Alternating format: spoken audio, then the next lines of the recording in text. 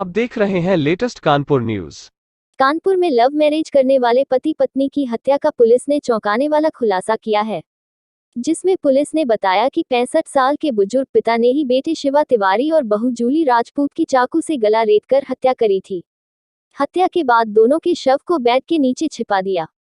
सुबह हुई तो खुद बेटे बहू के मर्डर की खबर पड़ोसियों को दी। आरोपी पिता दहाड़ मारकर रोता रहा और पुलिस को गुमराह करता रहा।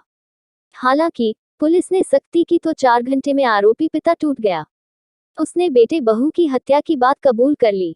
वारदात के वक्त घर में लड़के के पिता और उसका एक छोटा भाई था। वारदात बजरिया थाना क्षेत्र के रामबाग इलाके की है। पुलिस सूत्रों ने बताया कि आरोपी पिता दीप तिवारी ने बुधवार रात 12 से 1 बजे के बीच बेटे बहू की हत्या की। रात को पहले पिता छोटे बेटे के साथ छत पर सोने के लिए चला गया। करीब 1 घंटे बाद नीचे आया। कमरे में बेटा बहू सो रहे थे। आरोपी पिता ने चाकू से गला रेतकर बेटे और बहू की हत्या कर दी। इसके बाद वहां रखे हुए पानी में हाथ धोया। दोनों के शव को बेड के नीचे छिपाया और फिर छत पर सोने के लिए चला गया। वही 5 महीने पहले यानी दिसंबर 2021 में शिवा तिवारी ने दर्शनपुरवा की रहने वाली जूली राजपूत से लव मैरिज की थी। दोनों ने सामूहिक विवाह कार्यक्रम में शादी की थी। शिवा के परिवार वाले इस शादी के खिलाफ थे। वह शामिल भी नहीं हुए थे, जबकि लड़की का परिवार दोनों की शादी के लिए तैयार था।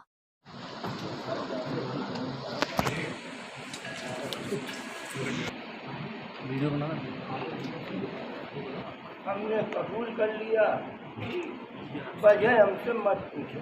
नहीं क्योंकि शादी से नाराज थे क्या उनके? नहीं, हम किसी चीज से नाराज नहीं थे। तो क्यों मारा? इतनी तकलीफ हुई कि मेरी जिंदगी तबाह हो गई। मेरे पास 2 ही बच्चे थे, लेकिन जो हुआ मेरी मजबूरी में मैं इस पैर को भी इलाज नहीं बचा पाया। इस पैर को भी इलाज कितनी चप्पू मारी आपने? 2 ही तो मारी है और दोनों के गर्दनी पे मारी है। जब सो रहे थे कि जग रहे थे? सो रहे थे। तो आपको अफसोस नहीं हो रहा कि आपके खून को ही कत्ल कर? नहीं, हमको अफसोस नहीं हो रहा है। इसलिए नहीं हो रहा है, मैं 5 महीने की जिंदगी नरक की जो गुजारी है उससे बढ़िया है वो मर गई। अच्छा, वजह क्या रही?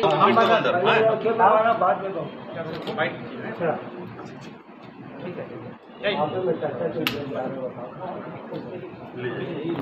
आज सुबह बजरिया थाना क्षेत्र से एक सूचना आई, जिसमें एक रेंटेड अकोमोडेशन में एक बिल्डिंग जिसमें 6 अलग अलग किराएदार रहते हैं, उसमें एक परिवार में पति और पत्नी दोनों मृत पाए गए हैं। ये सूचना पीआरबी पे उनके बगल के उनके निकटस्थ पड़ोसी ने दी और सूचना के साथ साथ पश्चिमी जोन की पूरी पुलिस, सभी वरिष्ठ अधिकारी, DCP zone, additional DCP zone, ACP Sisamau, SHO Sisamau वहां पहुंचे। पुलिस आयुक्त महोदय ने स्वयं मामले का संज्ञान लिया। पुलिस आयुक्त महोदय भी वहां पहुंचे, मैं स्वयं भी वहां था और हम लोगों ने प्लेस ऑफ ऑकरेंस को एग्जामिन किया। प्लेस ऑफ ऑकरेंस को एग्जामिन करने के बाद हमने पाया कि वहाँ पे एक टब जिसमें पानी भरा हुआ है उसमें हाथ धोए हुए हैं और साथ में हमने ये भी देखा कि जो डेड बॉडीज़ की पोजीशन है, जो घर की स्थिति है, जो अगल बगल के लोगों के बयान हैं,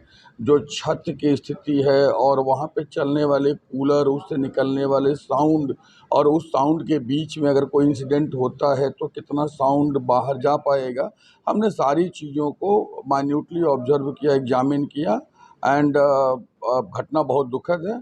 निस्संदेह ये मानवता को शर्मसार करने वाली घटना है। लेकिन अगर हम पुलिस के प्रोफेशनल पर्सपेक्टिव से देखें तो पश्चिमी जोन की पुलिस को मैं बधाई दूंगा। मैं डीसीपी जोन बीबीजीटीएस मूर्ति, उनकी पूरी टीम, हमारे Brajesh Srivastava additional DCP Sisamau, ACP Nishank Sharma और एसएचओ सीसामऊ को मैं इसके लिए जो बजरिया को मैं बधाई दूंगा कि उन्होंने बहुत ही मेहनत किया और सुबह से इसको एक चैलेंज के रूप में लेते हुए सभी तथ्यों को सामने लाकर पीस ऑफ एविडेंस जो है उसको भी कलेक्ट किया।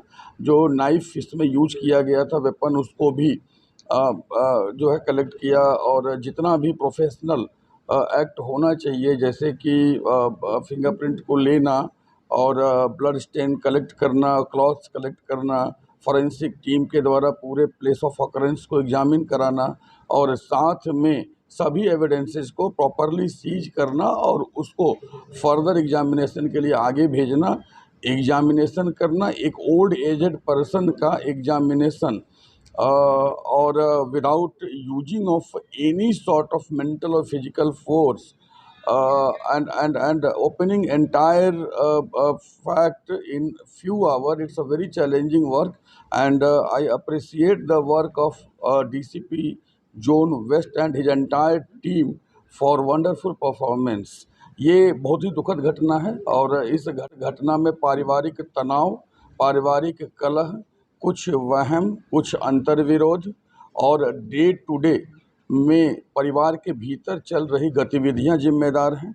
बहू, बेटे और पिता के बीच चल रहे तनाव जिम्मेदार हैं और इन तनावपूर्ण परिस्थितियों में जबकि इस व्यक्ति जिसने ये कबूला है और जिसके निशानदेही पे चाकू बरामद हुआ है, इस व्यक्ति के स्टेटमेंट से ही अगर हम देखें तो इनके दूसरे बेटे जो कि बड़े हैं और वो मेंटली सिक और इल भी हैं, तो ये पूरा का पूरा बड़ा दुखद प्रकरण है और इस पूरे प्रकरण में एक तरफ इनको जेल भेजा जाना है, दूसरी तरफ उस मेंटली सिक और इल पर्सन के फर्दर केयर एंड उसके जो देख रेख की जिम्मेदारी है उस पर भी विचार किया जाना है। तो ये पूरा इन्वेस्टिगेशन अभी प्रोसेस में है and I will request to BBGTS Murthy to speak over this investigation few words. Murthy please. Subscribe करें हमारे लेटेस्ट कानपुर न्यूज़ चैनल को और बेल आइकन दबाना ना भूलें।